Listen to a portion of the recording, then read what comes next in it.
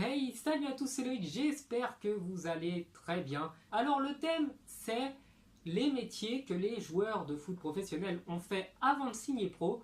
Donc vous verrez que là, je vais vous mettre une dizaine de joueurs, hein, parce qu'il y en a certains que je vais peut-être enlever au montage, que je vais peut-être rajouter, que je vais peut-être refaire. Donc, on va commencer avec le premier, il s'agit de Steve Savidan. Donc celui-là, c'était connu, c'est un joueur qui a passé successivement la CFA nationale, Ligue 2 et Ligue 1 avant d'arriver en équipe de France et d'avoir des problèmes de cœur. Enfin bref, j'avais parlé de lui dans une très vieille vidéo sur les carrières brisées du foot. Et lui occupait le poste tout simplement d'éboueur et de serveur, donc il a fait les deux. Il n'a pas rechigné sur un métier parce que dans la vie, il faut savoir accepter ce qu'on nous offre. Il a pris le métier d'éboueur, c'est tout à son honneur. On le dit souvent, ce n'est pas dans les métiers les plus sales qu'on trouve le plus d'ordures. À savoir qu'il y a certains métiers où, entre guillemets, on a les mains propres, mais elles ne le sont pas totalement non plus. Bref, c'était le petit instant politique de la vidéo. À la deuxième place, on retrouve Franck Ribéry qui, avant d'être footballeur professionnel, était terrassier. Donc là, je savais pas ce que c'était. En gros, c'est des mecs qui s'occupent de tout ce qui est entretien dans le BTP, d'après ce que j'ai compris, d'après la fiche métier que le Pôle emploi nous mettait. Donc il faisait ça avec son père avant de signer professionnel à Boulogne-sur-Mer. Donc là aussi, Ribéry vient quand même d'un milieu pas très riche, pas très aisé. Et on est quand même tous contents pour lui qu'il ait pu percer dans le football. Ensuite, le troisième dont j'ai décidé de vous parler, c'est Yacine Bamou. Donc Bamou qui a quitté Nantes il y a pas très longtemps, il y a quelques semaines au moment où je fais cette vidéo, était auparavant vendeur à la boutique du PSG avant de signer un contrat pro à Nantes. D'ailleurs, je vous invite vraiment à aller voir s'il n'y a pas les replays sur SFR Sport de son interview où il explique comment il a signé pro alors qu'il n'était pas du tout prédestiné à le devenir. Donc Yacine Bamou était vendeur au PSG et pour la petite anecdote, il a affronté son ancien club un an après avoir quitté son poste de vendeur. Quatrième, on va parler de Zlatan Ibrahimovic. C'est un secret pour personne. Quand il avait 16 ans, et comme il fallait bien travailler pour ramener de l'argent à la maison, il travaillait sur les docks, donc un métier vraiment très compliqué, très pénible. En plus, c'était à Malmö, donc dans le nord de la Suède. On se doute bien que là-bas, c'est pas l'été indien, hein, comme on dit, et qu'il faisait donc très froid, un métier vraiment compliqué avant que son entraîneur le pousse à poursuivre dans le football. Par chance, il a pu réussir et il a percé, hein, et la preuve, c'est qu'à l'heure actuelle, Zlatan est encore un joueur extrêmement coté avec un très haut niveau. Donc Zlatan a travaillé dans les docks avant d'être footballeur.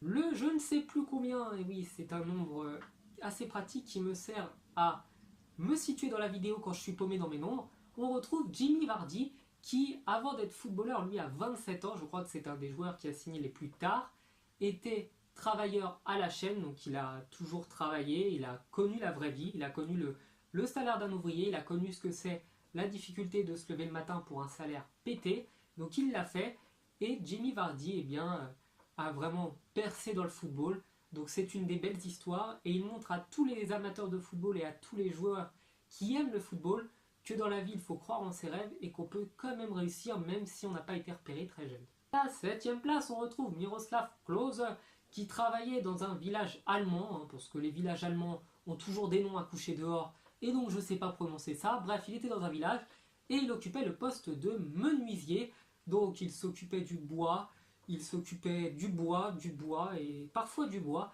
Donc c'est un métier vraiment sympa, je pense que je le laisse aux autres parce que je n'aime pas avoir des écharpes dans les doigts.